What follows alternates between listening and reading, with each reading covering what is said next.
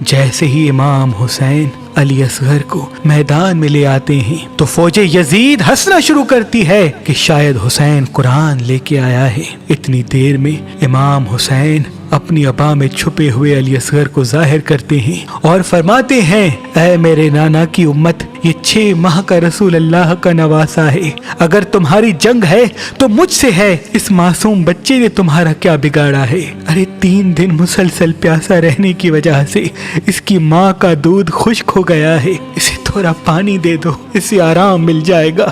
فوج یزید زور زور سے ہنسنا شروع کرتی ہے اور کہتی ہے، اے حسین، اگر بچہ اتنا ہی پیاسا ہے تو اسے کہہ دو خود ہم سے پانی مانگے، ہم ضرور دیں گے۔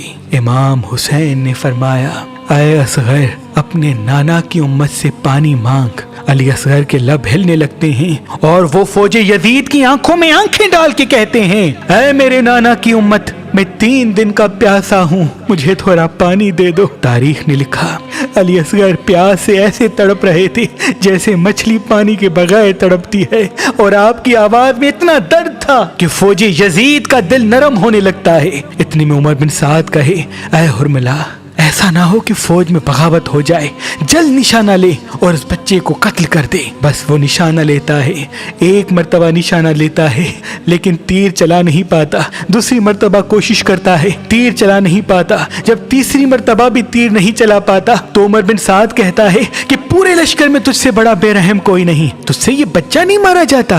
حرملہ کہتا ہے، میں جیسے ہی بچے کا نشانہ لیتا ہوں تو خیام سے کوئی سیاہ لباس والی بی بی دور سے اشارہ کرتی ہے کہ اے ظالم نہ مار، یہ تیرے رسول کا نواسا ہے، 6 ماہ کا بچہ ہے۔ عمر بن سعد کہتا ہے، تو خیام کی طرف نہ دیکھ، بس اس بچے کو قتل کر دے۔ تاریخ نے لکھا، عرب میں جس تیر سے جانوروں کا شکار کیا جاتا تھا اس تیر سے علی اصغر کا نشانہ لیتا ہے، اس کی 3 نوکیں تھیں، جیسے ہی تیر وہ چلاتا ہے، تیر اتنا وزنی تھا کہ علی اصغر کو چیر کے امام حسین کے بازو پہ لگتا ہے، آپ کے جسم مبارک سے خون اور دودھ بہنا شروع ہوتا ہے۔ امام حسین اپنے بیٹے کو دیکھ کے آسمان کی طرف دیکھتے ہیں اور چاہتے ہیں کہ خون علی اصغر آسمان کی طرف رواں کریں۔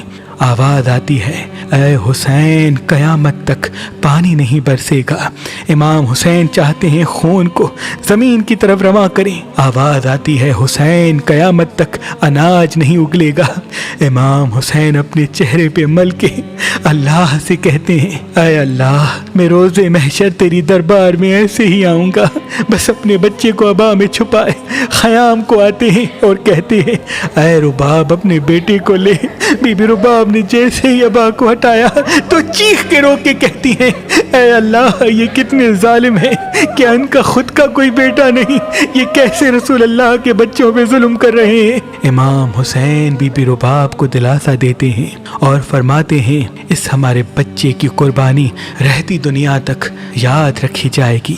اے رباب، ہماری شہادت کے بعد ہماری لاش کو پامال کیا جائے گا، ہمارے سروں کو کاٹا جائے گا۔ میں نہیں چاہتا کہ اس معصوم بچے کی لاش کی بھی بے حرمتی ہو۔ آؤ خیام کے پیچھے بچے کی قبر بناتے ہیں۔ امام حسین اور بی بی رباب خیموں کے پیچھے کھڈا کھودتے ہیں اور وہاں علی اصغر کو تدفین کر دیتے ہیں۔ تاریخ نے لکھا، جیسے ہی امام حسین کی شہادت کے بعد تمام شہیدوں کے سروں کو کاٹا جا رہا تھا تو اتنے میں آواز آتی ہے کہ اس بچے کی لاش نہیں ملتی جس کو حسین پانی پلانے کے لیے میدان میں لے آئے تھے۔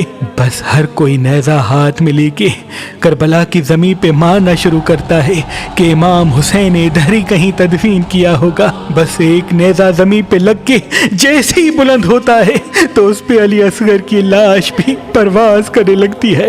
بی بی رباب نے جیسے ہی دور سے اپنے بچے کی لاش کو دیکھا تو رو رو کے کہنے لگی، اے اللہ، میں تجھ سے وعدہ کرتی ہوں کہ جب تک زندہ رہوں گی نہ ٹھنڈا پانی پیوں گی اور نہ ہی کبھی سائے میں بیٹھوں گی۔ ان ظالموں نے اس 6 ماہ کے بچے کا سر بھی کاٹ کے نیزے پہ چڑھا دیا اور اس کے جسم مبارک کو زمین کربلا پہ چھوڑ دیا۔